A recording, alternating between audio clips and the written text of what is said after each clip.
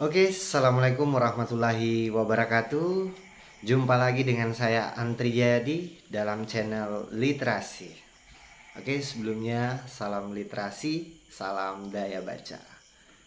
Seperti video-video sebelumnya, kita berbicara tentang beberapa karakter kebudayaan Bugis, di mana kita sudah berbicara tentang mantra, kita berbicara tentang papaseng, dan malam ini akan kembali membicarakan atau membincang tentang papaseng, tapi dalam perspektif yang berbeda. Di video sebelumnya kita berbicara tentang rekonstruksi pedagogis dalam papaseng Ugi, dan di sana kita menemukan banyak berbagai kearifan lokal, kebijaksanaan berpikir orang-orang tua kita dulu tentang cara-cara hidup, baik dalam hal kepemimpinan, dalam hal bersosialisasi di masyarakat, dalam hal religi yang ditampilkan dalam pesan-pesan Papa Sanggugi, di mana mencoba direkonstruksi kembali dalam uh, berbagai jenis penelitian, dan alhamdulillah itu sampai ke kita. Dan lewat literasi saya mencoba menyuarakan itu kembali kepada siapapun, dan saya berharap itu bisa, pesan-pesan itu bisa sampai ke generasi kita berikutnya. Oke, karena kita sudah berbicara tentang rekonstruksi pedagogisnya, malam ini saya mau mengangkat masih tentang papaseng, tapi tentu dengan perspektif yang berbeda. Di sini kita akan berbicara tentang kecendekiaan masyarakat Bugis dalam papaseng, atau Scholarly of Buginese Society in Papaseng. Nah, kenapa kita berbicara tentang kecendekiaan? Seperti yang kita ketahui bahwa salah satu kecendekiaan atau nilai dalam budaya masyarakat Bugis itu adalah cendekia. Dan cendekia ini adalah cara hidup yang terus-menerus ingin meningkatkan kemampuan berpikirnya tentang gagasan dan persoalan-persoalan non material, di mana selalu menggunakan kemampuan akalnya untuk dapat mengetahui atau memahami sesuatu.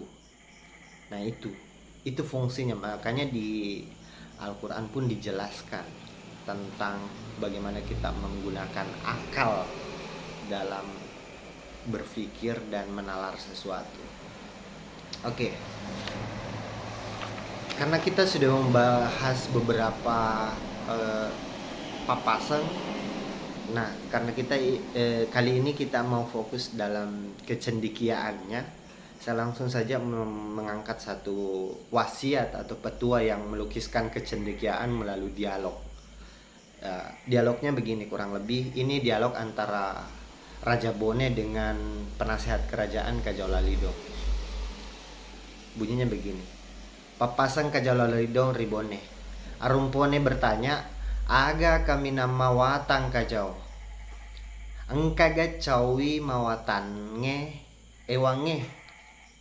Kemudian Kajau Lalido menjawab, madodola de iya tu muasenge arumpone. Dan kemudian Kajau menjawab, Arumpone menjawab, pauni Kajau aga muasem mawatang. Dan Kajau menjawab kembali, de gaga caui ase dingenge. Artinya begini, Raja Bone bertanya, apa yang paling kuat Kajau? Adakah yang mengalahkan senjata? Kajau menjawab, terlalu lemah apa yang dikatakan itu Arumpone. Kemudian Raja Bone bertanya, katakanlah Kajau, apa yang kamu anggap kuat? Dan Kajau menjawab, tidak ada yang mengalahkan yang namanya persatuan. Ya, poinnya satu, persatuan. Senjata sehebat apapun, menurut Kajau Lalidung akan kalah dengan yang namanya persatuan. Kita tahu, persatuan itu selalu kalau kita mengangkat, biasanya dalam motivasi yang saya temukan, kita selalu mengangkat semut yang selalu menunjukkan persatuan yang sangat luar biasa, sampai bisa mengangkat yang bisa beratnya itu bisa 10.000 kali lipat lebih berat dari berat badannya, dan sebut bisa melakukan itu karena ya poinnya tadi persatuan. Jadi itu satu bentuk kecendekiaan orang tua kita dulu, bahwa meskipun mereka memiliki senjata yang sangat kuat, tapi ingat, senjata itu bisa kalah dari satu hal, yaitu persatuan. Dan itu kita pegang sampai hari ini dalam bernegara, yaitu disebutkan dalam sila ketiga Persatuan Indonesia. Ya. Oke, jadi itu pesan pertama. Jadi segitu cendekianya dia bisa memikirkan itu. Mungkin hari ini kita punya banyak kecerdasan ya. Kita sudah pintar dalam menyusun strategi, dalam menciptakan senjata, dalam bermanuver dan seterusnya. Tetapi kita kadang lupa bahwa semua itu tidak ada gunanya kalau kita tidak bersatu. Dan itu dilakukan di zaman dulu, tapi kerennya pemimpin-pemimpin dulu dalam sistem kerajaan itu selalu ada yang namanya penasehat, dan penasehat itu diambil dari orang-orang cendekiawan, ya, orang-orang cerdas, ya. Jadi orang-orang cerdas itu dipilih untuk mendampingi kepemimpinan seorang raja. Dan hari ini kita punya banyak pemimpin, tapi kita tidak tahu apakah dia punya, kalau istilahnya sekarang mungkin asisten pribadi dan seterusnya.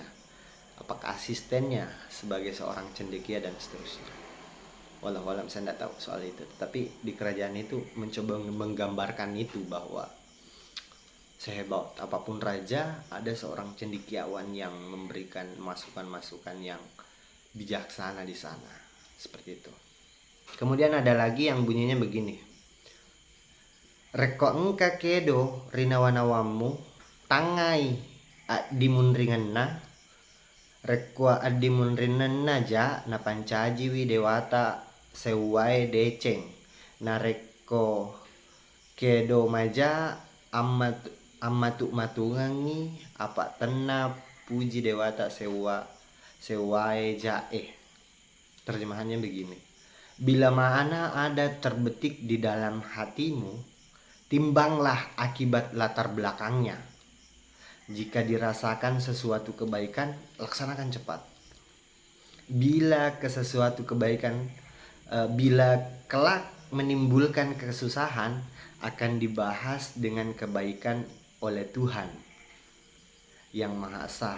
Sebaliknya, jika terbetik sesuatu prasangka buruk, perlambatlah dan ulur-ulurlah waktunya, karena hal semacam itu disenangi oleh Tuhan yang Maha Esa. Mungkin kalau saya menangkapnya begini, kita sering dalam mengambil keputusan ketika lagi emosi, dalam kondisi pemikiran yang panas, itu kadang efeknya itu bikin kita menyesal.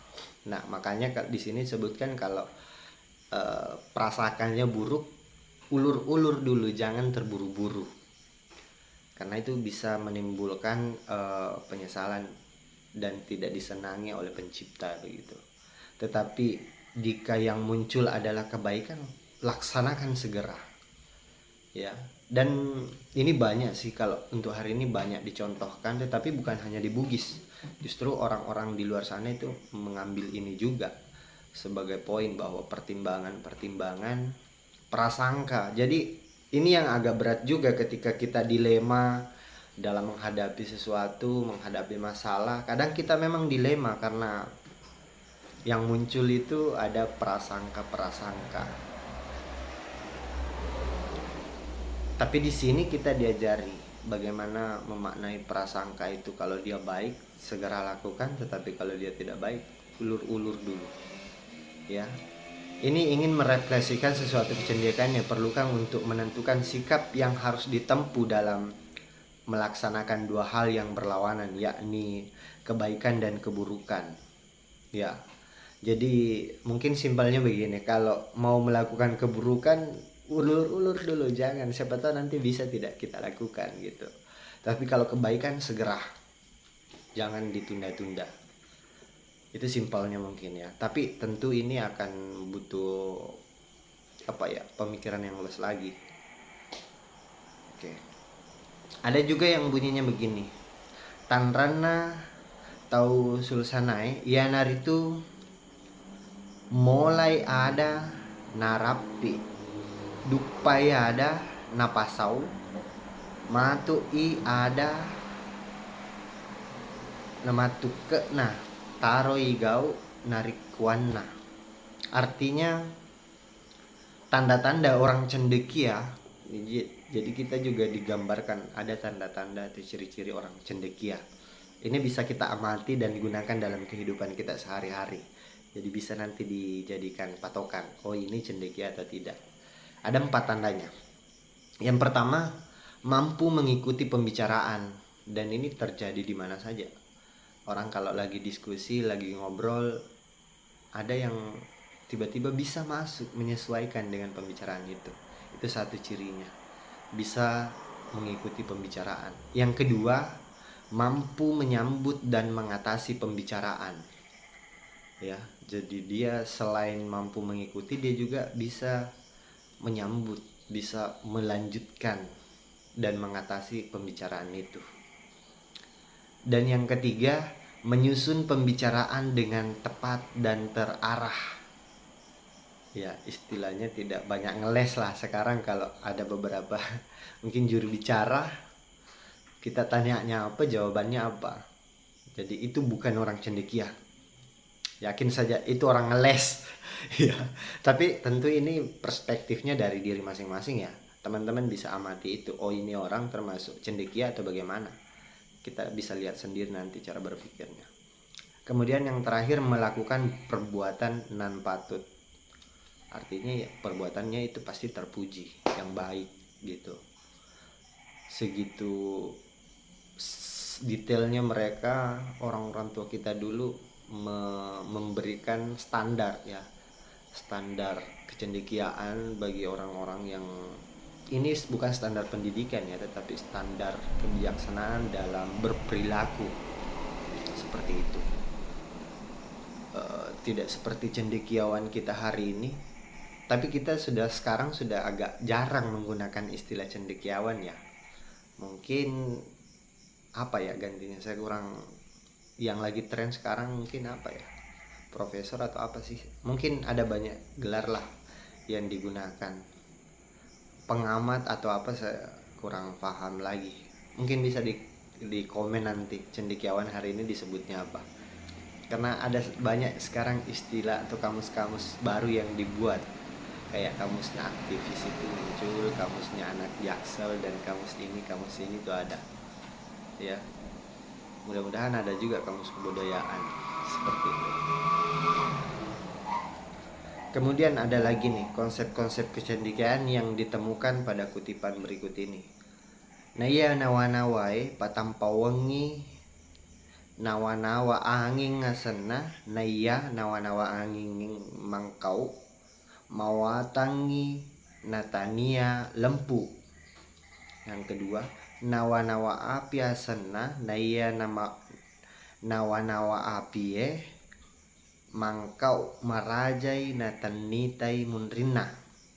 Yang ketiga, nawa-nawa uwaye asena, naya nawa-nawa uwaye maca manisi natania dece natampu.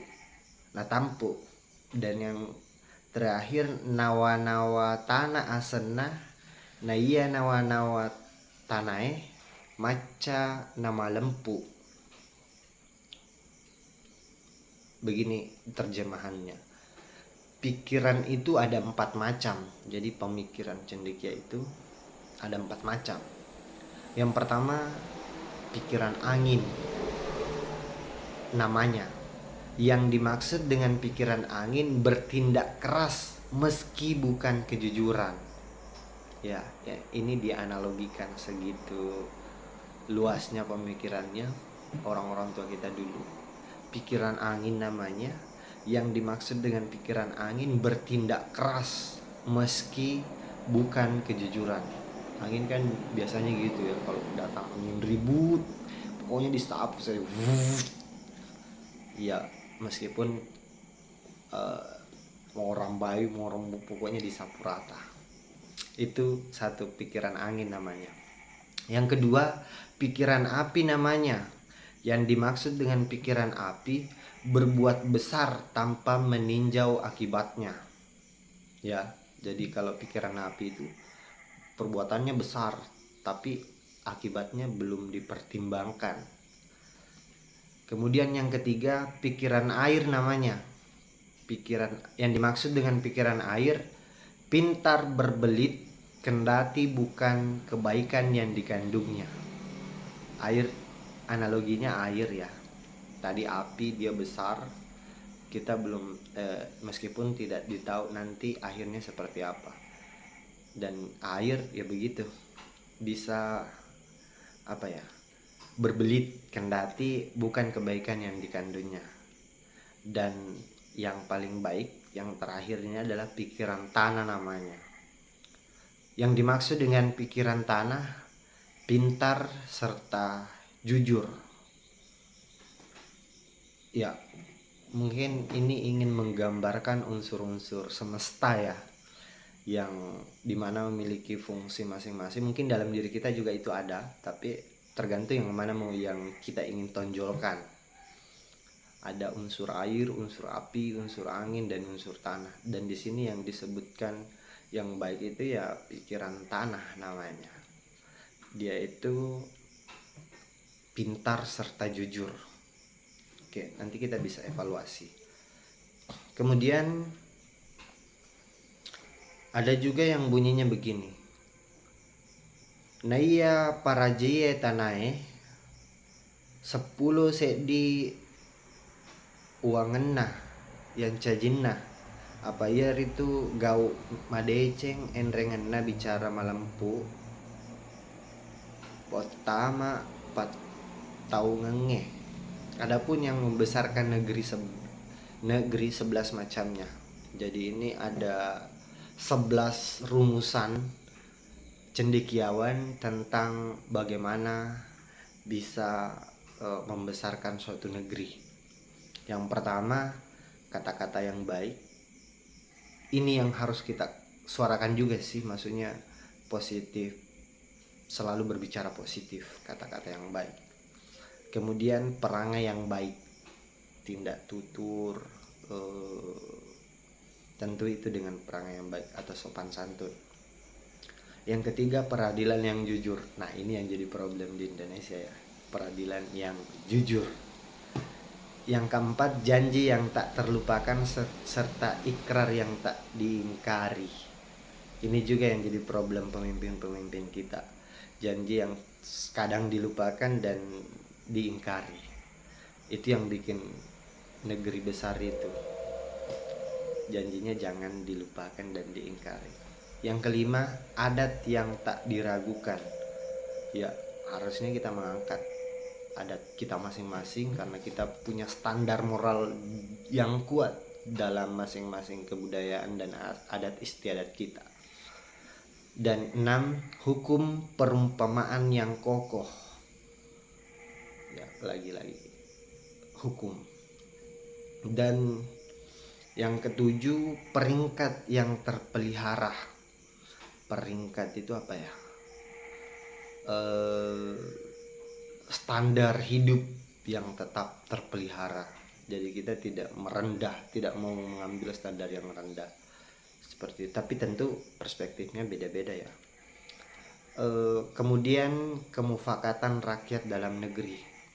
Mungkin ini DPR lah yang punya kemufakatan itu, artinya betul-betul mempertimbangkan seluruh aspek di dalam negeri dalam pengambilan keputusan. Yang kesembilan, pertimbangan yang tidak saling bertentangan.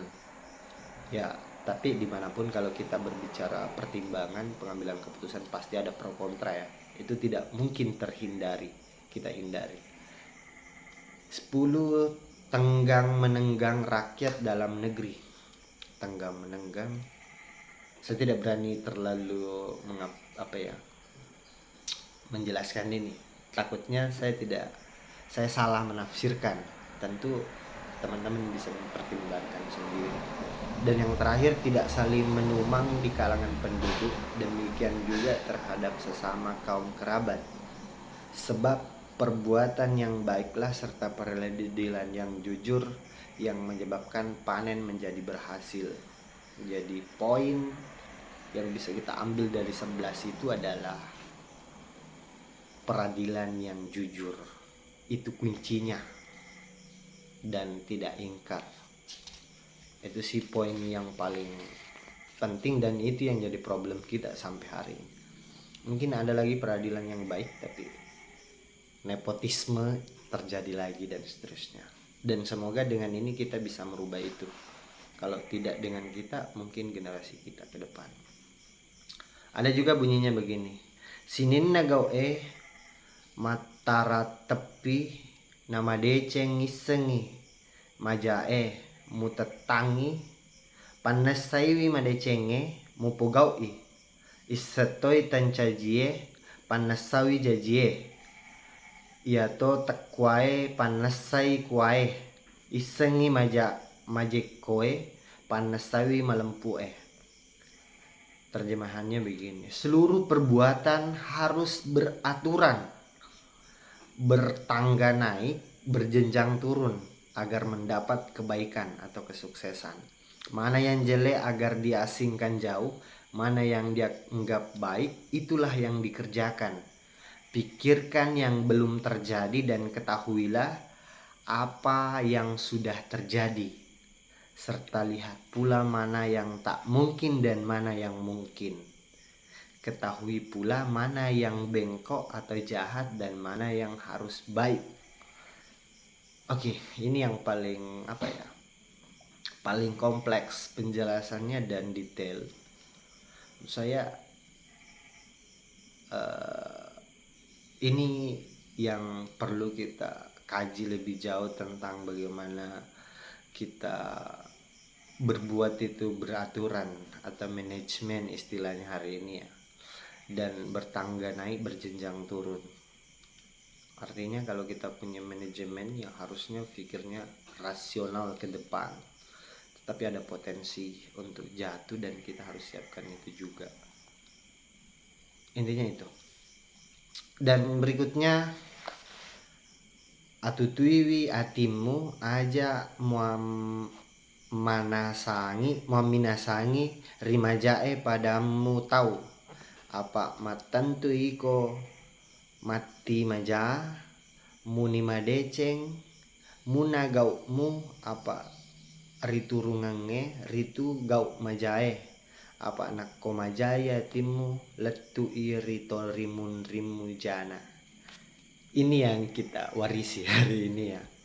Terjemahannya begini, jaga baik-baik hatimu, jangan engkau inginkan sesamamu memperoleh hal-hal yang jelek, sebab tentu engkaulah yang akan memperoleh kejelekan itu, meskipun perbuatanmu sendiri tetap baik.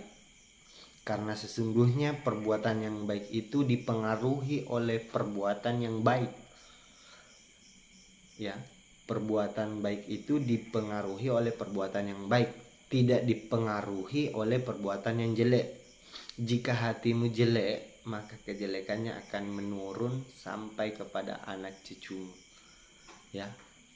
Jadi ini yang kita harus pertahankan, bagaimana pribadi-pribadi yang baik, pemikiran atau hati-hati yang lembut, itu yang harus kita wariskan supaya kedepannya itu terjadi.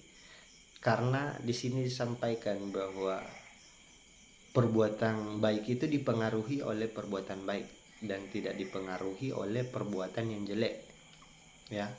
Jadi perbuatan baik itu tidak akan dipengaruhi oleh perbuatan yang jelek. Yang baik akan tetap baik. Dan jelek itu potensinya adalah kejelekannya itu menurun ke generasi kita, bukan ke kita. Nah, itu yang poin pentingnya kalau menurut saya.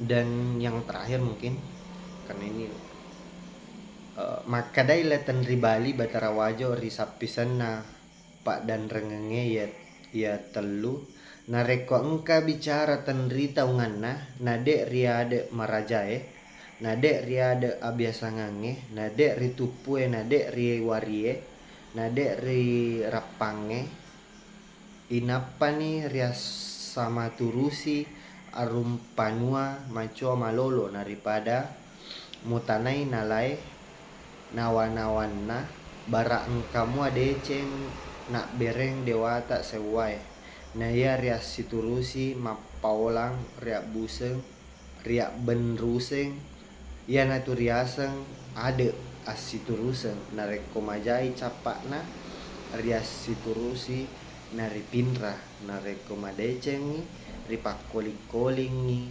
ripanenuangi ripanenungangi kata latan ribali batara wajo kepada sepupu sekalinya Pak dan Rangang ketiganya, jika ada satu masalah yang sulit diselesaikan dalam dan tidak diatur oleh adat besar, adat kebiasaan atau tupu, aturan tentang tingkat-tingkat adat, wari atau adat yang membedakan hal-hal yang patut dibedakan dan adat bertingkah laku. Kemudian ada istilah rapang atau jurisprudensi. Maka dimusyawarahkanlah oleh pemerintah bersama rakyat. Tua muda lalu ditanya yang masuk akal oleh mereka. Semoga ada kebaikan yang dianugerahkan oleh Dewata Tunggal. Itulah yang dimufakati untuk ditaati dan dilaksanakan. Maka itulah yang dinamakan adat berdasarkan persetujuan. Jika berakibat buruk disepakati bersama untuk diubah, dan jikalau sudah baik diulang-ulang dan diteruskan. Menurut saya ini keren dan ini harusnya diadopsi sampai hari ini ya. Diadopsi bagaimana dalam pengambilan keputusan itu. Di sini kalau dalam sistem kerajaan dulu ada namanya tupu, aturan yang bertingkat-tingkat, ada wari atau adat yang membedakan hal-hal yang patut dibedakan dan ada bertingkah laku. Kemudian ada jurisprudensinya juga atau rapang. Kalaupun tidak ketemu dikumpulkan baik yang tua maupun yang muda, kemudian ditanyai mengenai yang mana menurut mereka masuk akal dan itu disepakati dan akan dilihat kemudian hasilnya. Kalau baik diulang-ulang, tapi kalau dia tidak baik ya diubah. Sesimpel itu mereka membangun sebuah sistem hukum yang tentunya adil dan disepakati. Ya mungkin demikian ya, karena lagi-lagi kita terlalu panjang lebar nanti, waktunya terlalu panjang sehingga bosan nanti nontonnya ya. Tapi jangan berhenti untuk menyaksikan, karena tanpa dukungan teman-teman semua tentu ini tidak akan tersampaikan ke generasi kita berikutnya. Dan satu-satunya hal yang menjadi harapan saya melakukan ini adalah video ini bisa sampai ke generasi kita berikutnya. Kalau tidak kita hari ini, mungkin generasi kita. Dan itu mungkin disampaikan juga di dalam papasan logi. Oke, mungkin demikian. Terima kasih dan mohon maaf atas segala keterbatasan saya dalam melakukan literasi. Tapi intinya kita akan tetap berusaha dan bergerak memajukan literasi dan budaya kearifan lokal kita masing-masing. Terima kasih. Salam literasi, salam daya baca. Sampai ketemu di video berikutnya.